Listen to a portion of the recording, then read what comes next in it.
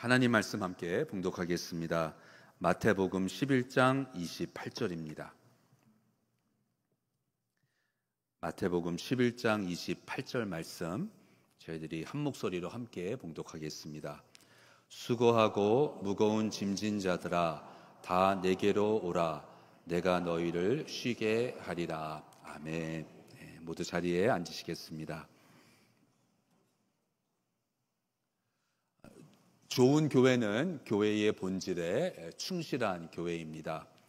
교회의 본질은 하나가 되는 교회이고 거룩한 교회이고 보편적인 교회이며 사도적인 교회입니다. 그래서 오늘은 세 번째 보편적인 교회, 그 본질에 대해서 저희들이 말씀을 통하여서 생각해 보도록 하겠습니다.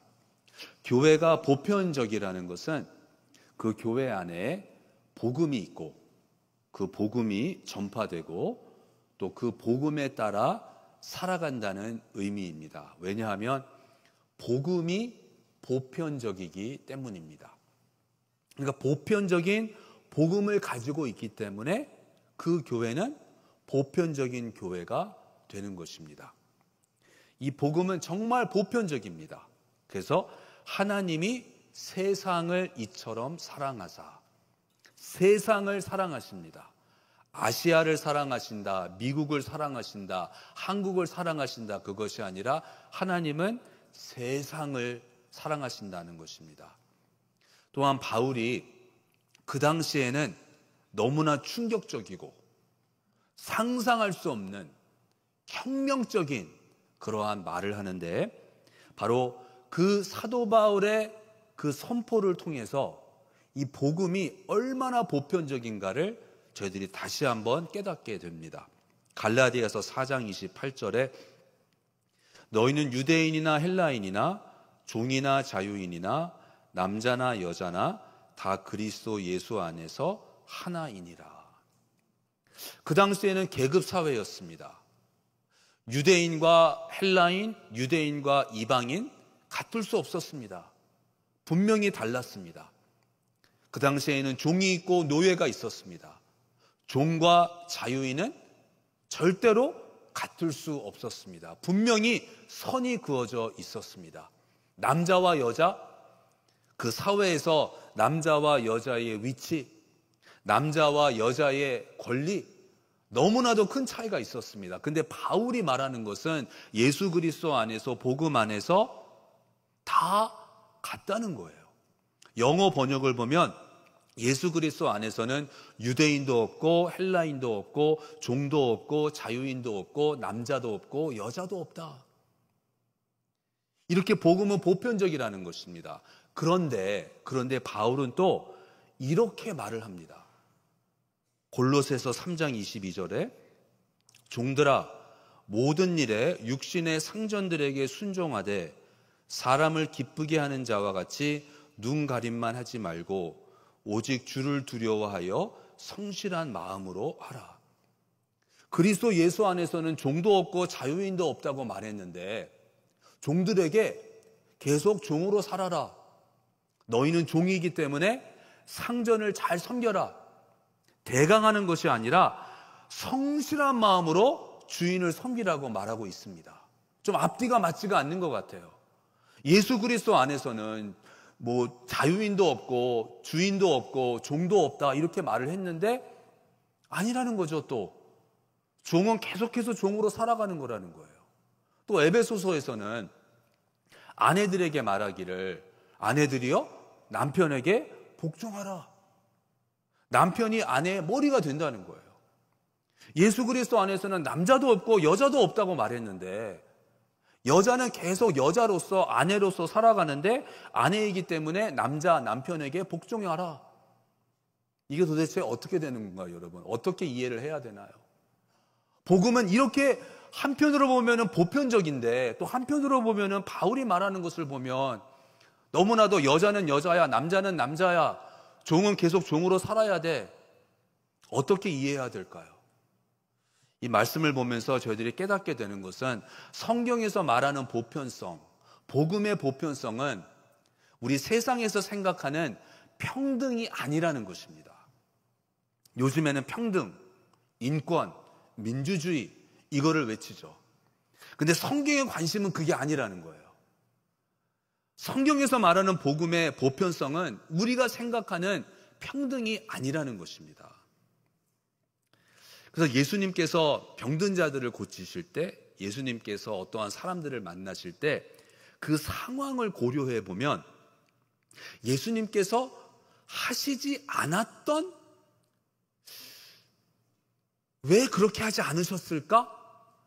우리 2024년도 21세기에 살아가고 있는 저와 여러분에게 이러한 상황이라면 예수님께서 이렇게 하셔야 되지 않았을까? 이렇게 생각하게 만드는 그러한 사건들이 있습니다. 예를 들면 베데스다 병자, 베데스다라는 이 연못이 있었는데 이제 하늘에서 천사가 내려오면 그 베데스다의 물이 움직인다는 거예요. 그러면 베데스다의 그 물이 움직이기 시작할 때 제일 먼저 베데스다 물로 들어가는 사람은 어떠한 병을 가지고 있든지 치유를 받는다는 거예요. 그래서 그 베데스다 주변에는 병든 자들이 기다리고 있었던 거예요. 물이 움직이면 제일 먼저 들어가는 사람이 치유받는 거예요. 그런데 그 베데스다에서 예수님께서 38년 동안 병을 앓고 있는 병자를 만나신 거예요. 38년 동안 병자라는 것은 어떠한 의미인가요? 지난 38년 동안 이 사람은 단 한 번도 그 베데스다의 물이 움직이기 시작할 때 단 한 번도 제일 먼저 들어가지 못했다는 거예요. 계속 밀려났던 거예요. 다른 사람이 항상 나보다 먼저 들어가는 거예요. 그러한 병자를 만나셨어요. 요한복음 5장 7절과 8절입니다. 병자가 대답하되 주여 물이 움직일 때에 나를 못에 넣어주는 사람이 없어 내가 가는 동안에 다른 사람이 먼저 내려가나이다. 예수께서 이르시되 일어나 내 자리를 들고 걸어가라 하시니. 누군가 나를 도와줘야 되는데 그래야지 내가 베데스다 그 물이 움직일 때에 제일 먼저 들어갈 수가 있는데 나를 도와주는 사람이 없어서 지난 38년 동안 이 병을 앓고 있습니다. 고침을 받지 못했습니다. 그랬더니 예수님께서 베데스다에 들어가서 고침을 받는 그게 아니라 그냥 예수님이 직접 이 병자를 고쳐주세요. 일어나 걸으라. 그래서 치유함을 받았어요. 근데 이 말씀을 보면서 제가 생각하게 되는 것은 이거는 너무 불공평한 거 아닌가? 이거는 진상규명위원회를 만들어서 아니 어떻게 38년 동안 이 사람에게 기회가 주어지지 않았느냐. 이거 너무 불공평한 거 아니냐. 누가 이 절차를 깨뜨렸느냐. 그러면서 어떠한 조직적으로 체계적으로 법적으로 뭐를 만들어야 되잖아요. 모든 사람에게 공평하게 순서대로 가장 시급한 사람부터 제일 먼저 들어갈 수 있도록 이러한 조치를 취해야 되는 게 아닌가요? 근데 예수님은 그냥 이 병자 한 사람 고쳐주신 거예요. 그것도 베데스다의 물에 들어가서 고쳐받는 게 아니라 그냥 예수님이 직접 고쳐주신 거예요. 또 가버나움 중풍병자가 있습니다. 중풍병자가 있는데 중풍병자니까 스스로 걷지를 못하죠. 그래서 4명의 친구가 이 중풍병자를 데리고 예수님께 간 거예요. 근데 사람들이 너무 많아서 예수님께 갈 수가 없어요. 그랬더니 이 4명의 친구들이 지붕 위에 올라가서 지붕을 뜯어내고 지붕에 구멍을 내고 그 구멍을 통해서 중풍병자를 예수님이 계신 곳으로 이렇게 내린 거예요. 마가복음 2장 4절과 5절입니다. 무리들 때문에 예수께 데려갈 수 없으므로 그 계신 곳에 지붕을 뜯어 구멍을 내고 중풍병자가 누운 상을 달아내리니 예수께서 그들의 믿음을 보시고 중풍병자에게 이르시되 작은 자야 내 죄 사함을 받았느니라 하시니. 예수님은 이 중풍병자를 고치세요. 먼저 그의 죄 사함을 선포하시고 그의 병을 고쳐주세요. 그게 전부예요. 이 상황에서 예수님께서 앞으로는 지붕을 뜯어야 되는 일이 없도록 누구든지 원하면 특히 약자들, 이렇게 중풍병자처럼 도움이 필요한 사람, 이런 사람들에게 우선권을 줘야 한다. 그래서 지붕을 뜯어도 되지 않도록 이스라엘 사람들로 하여금 쉽게 나올 수 있도록 우리가 어떠한 조치를 취해야 한다. 그러지 않으세요. 또 삭개오가 있습니다. 삭개오는 세리장이에요. 근데 삭개오도 예수님을 만나고 싶은 거예요. 예수님을 만나러 갔는데 역시 사람들이 너무 많고, 근데 삭개오는 키가 작았대요. 키가 작으니까 사람들 넘어서 예수님을 볼 수가 없는 거예요. 누가복음 19장 3절에서 5절입니다. 그가 예수께서 어떠한 사람인가 하여 보고자 하되 키가 작고 사람이 많아 할 수 없어 앞으로 달려가서 보기 위하여 돌 무화과 나무에 올라가니 이는 예수께서 그리로 지나가시게 되밀어라. 예수께서 그곳에 이르사 쳐다보시고 이르시되 삭개오야 속히 내려오라. 내가 오늘 내 집에 유하여야 하겠다 하시니.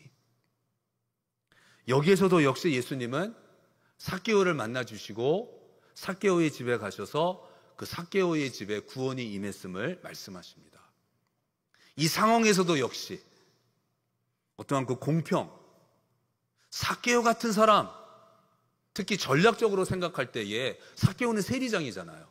야, 이 세리장인 삭개오가 예수님께 나오고 예수님을 믿기 시작하면 다른 세리장들도, 다른 세리들도 예수님께 나올 텐데 전략적으로 생각할 수 있겠죠. 근데 예수님은 그런 거 하나도 하지 않으세요.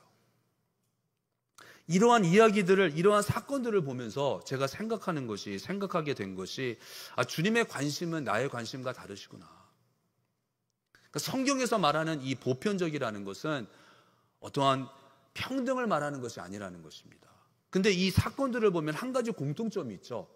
예수님이에요. 예수님께 나아가면 해결이 되는 거예요. 근데 그 예수님께 나아가는 그 절차나 과정, 이거에 대해서는 성경에서는 말하지 않아요. 성경에서는 별로 관심이 없어요. 계속 강조하는 것은 누구라 할지라도, 세리장이라 할지라도, 중풍병자라 할지라도 예수님께 나아가면 해결된다는 거죠. 그것이 메시지인 거예요. 그러니까 성경에서 말하는 보편성은 우리가 흔히 생각하는 그 보편성, 평등함, 이것과는 다르구나, 이제 우리가 생각하게 되는 거죠. 그리고 사도행전에 안디옥 교회가 나옵니다. 사도행전 13장 1절이에요. 안디옥 교회에 선지자들과 교사들이 있으니 곧 바나바와 니게르라 하는 시므온과 구레네 사람 루기오와 분봉왕 헤롯의 젖동생 마나엔과 및 사울이라. 안디옥 교회의 지도자 5명이 나옵니다. 근데 이 명단을 보면서 이 안디옥 교회가 보편적인 교회였다는 것을 저희들이 알 수가 있어요.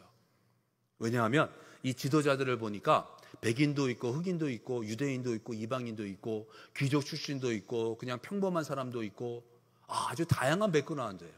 이 지도자들을 보니까 안디옥 교회는 보편적인 교회구나, 이거를 알 수 있어요. 그런데 또 한 가지, 안디옥 교회가 보편적인 교회였다는 것은 또 한 가지의 의미가 있는데요.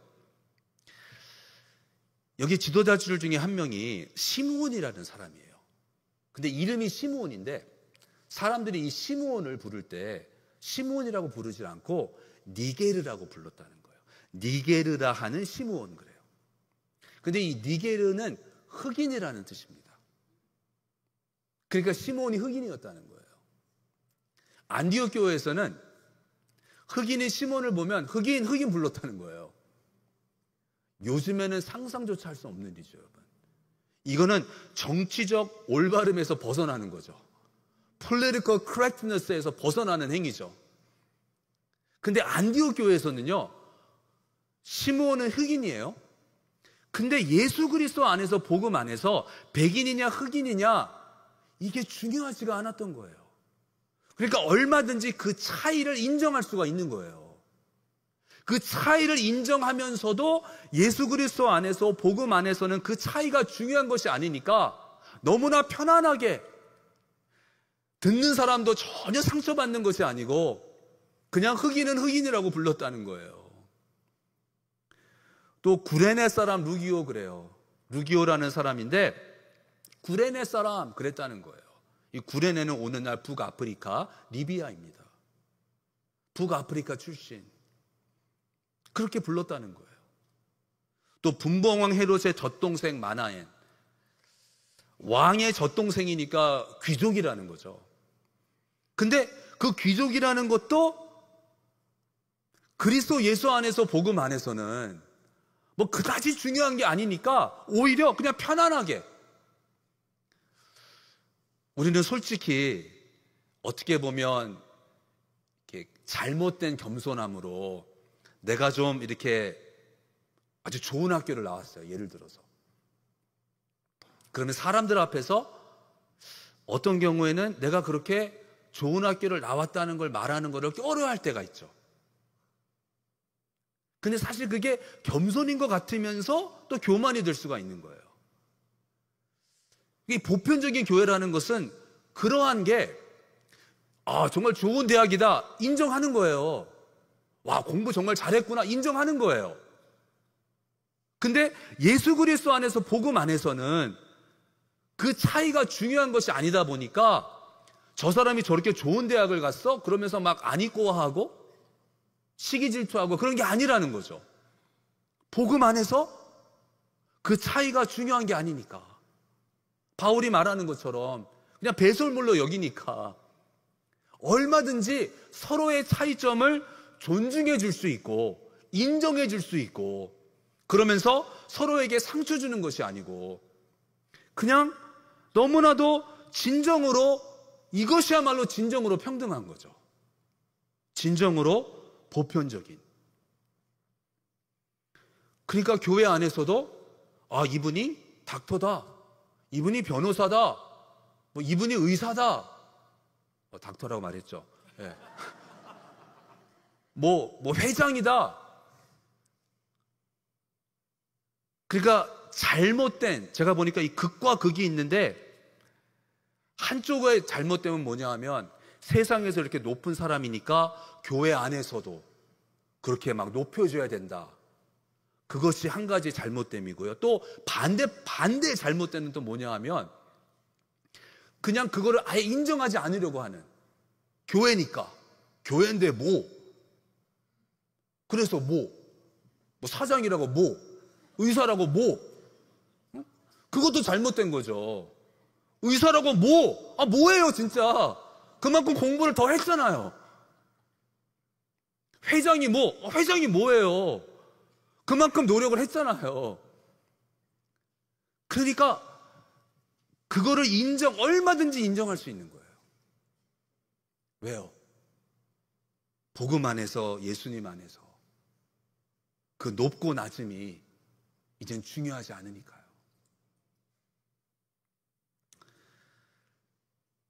그래서 이 안디옥 교회를 보니까 진정한 보편성은 예수님이 유일한 목적이 되시는 거예요. 오늘 말씀에 예수님이 이렇게 말씀하시죠. 수고하고 무거운 짐진 자들아 다 내게로 오라. 다, 누구든지 내게로. 답은 하나라는 거예요. 어떠한 수고를 하였든지 어떠한 무거운 짐을 갖고 있든지 다 예수님께 오라는 거예요. 예수님이 답이고 예수님이 해결책이라는 거예요. 어떠한 상황이라 할지라도, 어떠한 사람이라 할지라도, 어떠한 문제라 할지라도 바로 이것이 보편성인 거예요.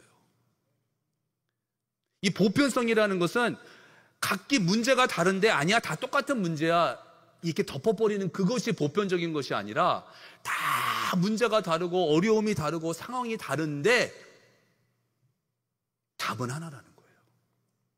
다 내게로 오라. 당신은 지금 이러한 수고, 이러한 무거운 짐을 가지고 있으니까 당신은 제사장을 찾아가십시오. 당신은 이러한 문제가 있으니까 사두개인을 찾아가십시오. 성전에 가십시오. 회당에 가십시오. 이게 아니라 다 내게로 오라. 예수님께 오라는 것입니다. 억만장자에게도 가장 필요한 것은 십자가 복음. 스몰 비즈니스 오너에게도 가장 필요한 것은 십자가 복음.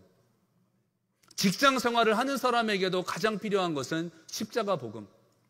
실직자에게도 가장 필요한 것은 십자가 복음인 줄로 믿습니다. PhD 박사, 전문대 졸업한 사람, 고등학교만 졸업한 사람, 초등학교도 졸업하지 못한 사람, 동일하게 다 가장 필요한 것은 십자가 복음이라는 거예요. 예수님을 믿지 않는 사람이건 초신자이건 지난 반세기 동안 신실하게 믿음을 지켜왔건 모든 사람들에게 가장 필요한 것은 십자가 복음이라는 것입니다. 그것이 보편성인 거예요. 부부가 아주 화목하게 지내요. 서로 사랑하면서. 그 부부에게 가장 필요한 것은 뭘까요? 십자가 복음. 이혼을 했습니다. 싱글 마더입니다. 가장 필요한 게 뭘까요? 십자가 복음. 자녀가 있어요. 공부 잘해서 좋은 대학교 가고 좋은 직장을 얻어서 또한 효자여가지고 매년 부모님 여행 다니실 수 있도록 다 챙겨드려요. 그러한 자녀를 가진 부모에게 가장 필요한 게 뭘까요? 십자가 복음. 어느 부모가 있어요. 자녀가 반항을 해요. 자녀가 맨날 문제만 일으켜요. 학교도 마치지를 않았어요. 하는 것마다 실패해요. 연락도 두절되었어요. 그러한 자녀를 둔 부모에게 가장 필요한 건 뭘까요? 십자가 복음.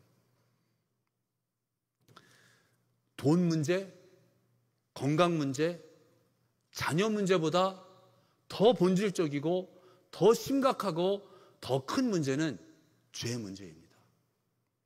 그런데 이 죄 문제는 예수님만이 해결해 주실 수 있어요. 그래서 우리 모두는 본질적으로 죄인이기 때문에 우리가 각자 어떠한 문제, 어떠한 어려움을 가지고 있다 할지라도 본질적으로, 근본적으로 우리의 문제는 결국에는 죄 문제인 거예요. 이 죄 문제를 누가 해결해 줄 수 있는가? 이 죄 문제는 내가 어떠한 신분을 가졌든지 사회에 어떠한 위치에 있든지 남자이든지 여자이든지 상관없이 나에게 죄 문제가 있다면 나에게 정답은 예수님이신 거예요. 그것이 복음의 보편성입니다. 그러니까 예를 들면 이러한 거예요. 여러분, 한국에 그런 식당이 있잖아요. 메뉴가 하나인 식당. 아예 메뉴판도 없어. 그냥 그 음식을 주문할 필요도 없이 그냥 들어가서 앉아있으면 그냥 그 음식이 나오는. 저도 한국에 살았을 때에 기억이 나는데 한 번은 아주 이른 아침이었고 되게 추웠어요. 그래서 큰 이모를 따라서 어느 식당을 들어갔어. 앉아 있었더니 그냥 사람 수대로 조금 있으니까 아주머니가 국밥을 가지고 나오시는 거예요. 그 추운 겨울에 들어갔더니 앉았더니 조금 있다가 그냥 뭐 주문하는 것도 없이 그 식당은 그냥 그 국밥 하나인 거예요. 오늘 점심 메뉴가 뭐죠? 저기 국밥이 생각이 나네. 그 식당에 오는 사람은 어떠한 사람이라 할지라도 회사의 사장이든지 뭐 노동을 하는 사람이든지 상관없이 메뉴는 하나인 거예요. 그것이 보편적인 교회죠. 이 보편성을 잘못 이해하면 어떻게 되나요? 우리의 관점과 우리의 초점은 이 다양한 사람들이 있고 그 다양한 사람들에게 다 맞춰줘야 된다. 부패가 되어버리는 거예요. 일식, 중식, 한식, 양식 다 있어. 취향에 따라 드십시오. 그건 보편적인 교회가 아니에요. 그거는 망하는 교회입니다. 그러니까 요즘에 어느 교회를 보면 교회 건물에 무지개 깃발이 꽂혀 있죠. 아마 그 교회는 보편적인 교회라고 생각할 거예요. 우리가 성소수자들을 이렇게 대해준다. 그들의 필요함을 채워준다. 생각할 수 있을 거예요. 하지만 그거는 보편적인 교회가 아니에요. 보편적인 교회는 오직 예수. 모든 사람에게 모든 상황에서 오직 예수. 그러니까 여러분, 이 목사라는 직업이요, 어떻게 보면 되게 쉽고 심플한 거예요. 모든 상황에서 결론은 이미 다 내려져 있거든요. 다 예수님이거든요. 아주 심플해요. 너무 좋아요. 다 예수님이에요. 또 하나 비유를 든다면 마스터 키입니다. 어느 건물이 있고 건물에 여러 방들이 있죠. 각 방마다 열쇠가 달라요. 그런데 마스터 키가 있죠. 마스터 키를 가지고 있으면 그 건물의 모든 방들의 문을 열 수가 있어요. 그 마스터 키 예수님이신 거예요. 그러니까 어떠한 방이라 할지라도, 어떠한 문제가 있다 할지라도 예수님이 열쇠가 되시는 거예요. 제가 지난 10년 넘게 새가족 교육을 하면서, 저희 교회에서 새로 오시는 분들을 위해서 새가족 교육을 하면서 지난 10년 넘게 사용했던 예화예요, 여러분. 그러니까 새가족 교육을 받으신 분들은 들으신 이야기고, 어떻게 하다가 새가족 교육을 못 받으신 분들은 들으시면 돼요. 직장인 3명이 있었어요. 출장을 갔어요. 며칠 동안 호텔에 묵으면서 이제 출장 업무를 보고, 이제 다음 날이면 이제 돌아가는 거예요. 그러니까 오늘이 마지막 날이야. 그래서 모든 업무를 마치고 저녁에 아주 근사한 식당에 가가지고 저녁을 맛있게 먹고 늦은 시간에 호텔로 왔어요. 프론트데스크에 가서 이제 방키를 픽업을 하는데 호텔에서 그러는 거예요. 너무 죄송한데 엘리베이터가 고장이 났습니다. 시간이 너무 늦어서 오늘은 고칠 수가 없고 그래서 그냥 방까지 걸어서 올라가셔야 됩니다. 그러는 거예요. 근데 이 3명이 그 방이 30층이었어요. 30층을 올라가요. 걸어서 올라가야 돼. 그래서 걸어 올라가면서 3명이서 이렇게 하기로 했어요. 1층에서 10층까지 올라갈 때에는 3명 중에 1명이 자기가 아는 가장 무서운 얘기를 해주고, 그 두 번째 사람은 이제 11층에서 20층까지 갈 때 가장 슬픈 얘기를 해주고, 마지막 3번째 사람은 30층까지 갈 때 가장 웃긴 얘기를 해주기로 했어. 걸어 올라가기 시작하는 거예요. 첫 번째 사람이 무서운 얘기를 해주는데 얼마나 무서운지 그 이야기에 막 빠져가지고 금방 10층까지 올라갔어. 와, 벌써 10층이다. 이제 두 번째 사람이 슬픈 얘기를 해주는 거예요.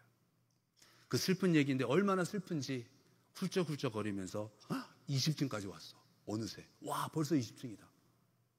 이제 세 번째 사람이 웃긴 얘기를 해줘야 되는 거예요. 근데 생각이 안 난대. 그래서 그냥 투벅투벅 막 힘들게 22층, 23층 올라가는데 웃긴 얘기가 생각이 안 난다는 거예요. 짜증이 팍팍 나는 거죠. 그러다가 30층에 올라가는 순간 생각났다 그러는 거예요. 웃긴 얘기가 생각났다. 뭐냐?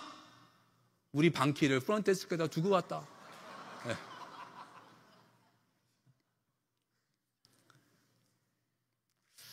여러분, 참 재미있는 웃긴 얘기예요. 근데 이것이 만약에 우리의 인생이라면 이건 비극인 거죠. 30층 열심히 왔는데 이제 방문을 열고 들어가야 되는데 방문을 열 수 있는 열쇠가 없다면, 근데 바로 예수님이 그 방문을 여는 열쇠가 되신다는 거죠. 내 방이 1층에 있든지 5층에 있든지 20층에 있든지 30층에 있든지 어떠한 방이라 할지라도 그 방문을 열어줄 수 있는 열쇠, 마스터키, 예수님이시라는 거예요. 그래서 보편적인 교회에서는 예수님을 주장하는 것입니다. 교회를 가리켜 에클레시아라고 불러요. 이 에클레시아는 헬라어입니다. 그래서 신약에서 교회를 말할 때 에클레시아라는 단어를 사용합니다. 근데 에클레시아라는 단어는 원래부터 사용되었던 단어인데, 이 에클레시아의 뜻은 어떠한 목적을 위해서 다른 곳에서부터 나와서 이 목적을 위해서 모인 사람들인 거예요. 그러니까 예수님께 집합하는 거예요. 그게 교회라는 거예요. 교회가 에클레시아라는 거는 예수님이 목적이 되시고 예수님께 모두 집합. 근데 그 전에는 내가 다른 곳에 있었던 거예요. 그래서 에클레시아, 교회가 에클레시아 할 때 중요한 것은 어디서부터인가 나왔다는 거예요. 나와야 돼요. 나옴이 중요한 거예요. 출애굽처럼 나와야 돼요. 나와야만이 교회가 될 수 있는 거예요. 우리는 어디에서 나와야 되나요? 어디에서 나온 건가요? 이스라엘의 여정을 보면 애굽에서 나왔죠. 가나안으로 들어가기 전에 애굽에서 나왔어요. 애굽은 세상입니다. 그러니까 우리는 세상에서부터 나왔다는 거예요. 그게 에클레시아예요. 근데 세상은 어떠한 곳이죠? 세상의 복음은 너 죽고 나 살자예요. 그게 세상의 복음이에요. 내가 살기 위해 너는 죽어야 돼. 그래서 끊임없이 너 죽고 나 살자. 근데 그러한 세상으로부터 우리가 나왔다는 거예요. 거기에서 나와서 우리는 어디로 들어갔는가? 이제 십자가 복음으로 들어간 거예요. 십자가 복음은 뭐예요? 나 죽고 너 살아라. 그게 십자가죠. 그러니까 교회가 에클레시아라는 것은 복음 안에서 그리스도 예수 안에서 답이 하나이고 처음부터 끝까지 예수님이 답이 되시는 그러한 교회. 그러한 교회의 특징을 보면 먼저 직분이 감투가 아니고 섬김, 역할입니다. 타이틀이 아니고 그냥 호칭이 아니고 감투가 아니라 섬김, 그러니까 액션인 거죠. 그래서 바울은 교회 안에 이렇게 여러 사람들을 말할 때에 명사를 사용하기보다는요, 어떠한 직분, 타이틀을 말하기보다는 이러이러한 일을 하는 사람, 이렇게 표현을 많이 해요. 나운이 아니라는 거예요. 명사가 아니라는 거예요. 직분이라는 것은 이러이러한 역할, 이러이러한 일을 하는 사람이라는 거죠. 세상에서는 이 직분이라는 게 그냥 폼 잡고, 그렇죠? 목에 힘주고 군림하는 데 사용하는 거예요. 근데 거기에서 우리는 나왔어요. 그리고 십자가 복음 안으로 들어갔기 때문에 이제는 나의 직분을 가지고 내가 폼 잡고 목에 힘주는 것이 아니라 섬기는 거죠. 그래서 두 번째는 각자의 이점을 내가 가지고 있는 다른 사람들과 비교할 때 내가 더 많이 가지고 있는 것, 나의 그 애드밴티지를 이제는 지배하기 위해서 사용하는 것이 아니라 공동체의 목적을 위해서 사용하게 되는 것입니다.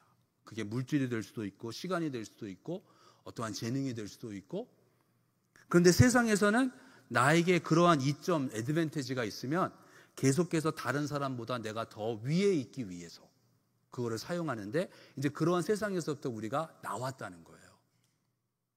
그래서 이제는 하나님이 나를 축복해 주셔서 내가 다른 사람들과 비교할 때 시간이 더 많거나 물질이 더 많거나 이러한 재능이 더 많거나 그럴 때에는 이제는 그것을 공동체의 목적을 위해서 사용하게 되는 줄로 믿습니다.